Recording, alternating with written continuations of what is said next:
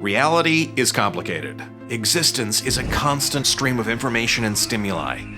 And to deal with all this data, our brains contain a complex network of modular systems individually processing different parts of reality.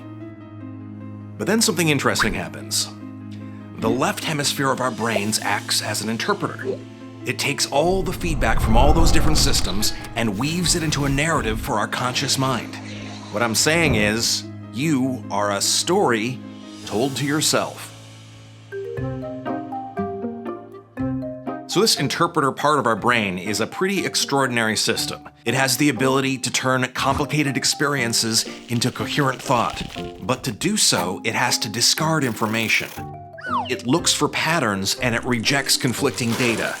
It looks for significance and reduces complexity. That's what story is, essentially. An algorithm for compressing reality. But what this means is that our personal narratives are not the truth. They are versions of the truth. And in our quest to simplify the world, we lose some of the nuance, some of the shades of gray. So our stories are both useful and flawed. And I think we should try to make them more useful and less flawed. Of course, changing our stories and improving our stories is not easy. The odds are stacked against us. Inspiration is a trap. We're ruled by our biases, our brain works against us, and we struggle with free will. And that's just the first 4 episodes. And I don't have any easy answers. But I think it's interesting to consider this narrative taking place in our brains. A living narrative to which we are both audience and creator. A narrative that has, at times, an uncertain relationship to the truth. Maybe you find that interesting too. If you do, then as we move into a new year, I think it's a good opportunity to reflect upon the stories that define us. So I'll leave you with a simple question. What's your story? Hey everybody, thanks again so much for watching. Please like and subscribe. I put up a few polls on Twitter this week, and I'm going to share the results of those with you now. First poll I put up was Best Instrument.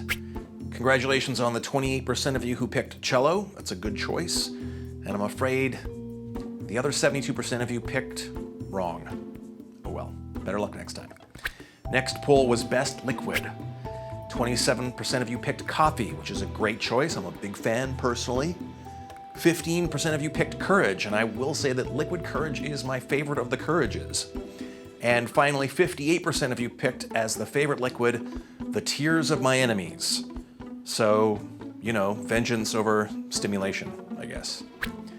And finally, I asked for your thoughts on best foo. 64% of you picked kung, and that is a pretty awesome foo. 10% of you picked Manchu. Not a lot of mustache love out there. And a respectable 26% picked Lily Allen as the best foo. And if you don't get that, type Lily Allen foo into a search engine, and happy holidays.